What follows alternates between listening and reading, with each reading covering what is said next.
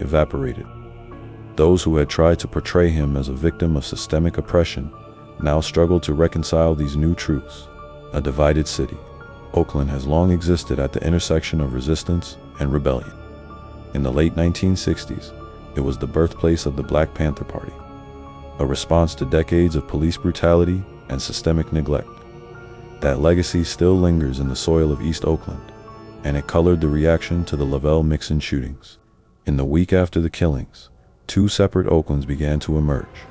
On one side, the police, their supporters, and grieving families of the fallen officers. On the other, segments of the community who felt that while Mixon's actions were abhorrent, they were not shocked by the circumstances that led to them. In Fruitvale and Eastmont, small murals and graffiti appeared. Rip Lovelle, resist the system. No justice, no peace. At one intersection, someone spray-painted OPD equals KKK beneath an overpass. Community organizers quickly called for dialogue, not division. Churches and nonprofits held forums to bridge the gap. Some activists emphasized that Mixon's crimes should not define the struggle against racial injustice and economic inequality.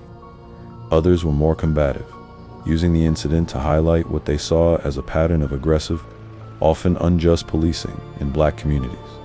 At the center of it all were for grieving police, families, and an entire city asking how it got to this point.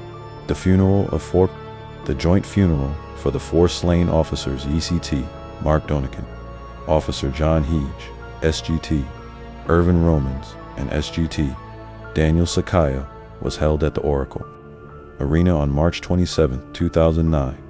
Over 20,000 people filled the venue. Officers stood shoulder to shoulder, badges wrapped in black bands. American flags lined the stage. Bagpipes played the solemn tune of Amazing Grace as four caskets were wheeled down the center aisle. Governor Arnold Schwarzenegger attended. So did U.S. senators, mayors, and police chiefs from around the country. The ceremony was somber, dignified, and deeply emotional.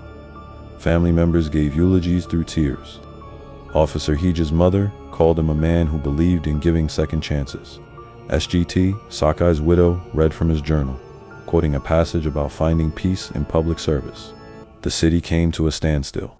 Shops closed. Schools held moments of silence. Even those who had harsh words for OPD paid respects to the families. The scale of loss was simply too large to ignore, and through it all, Lovelle Mixon's name hung in the air not as a martyr, but as a cautionary tale, a symbol of what happens when systemic failures, personal trauma, and unchecked violence collide. Who was Lovelle?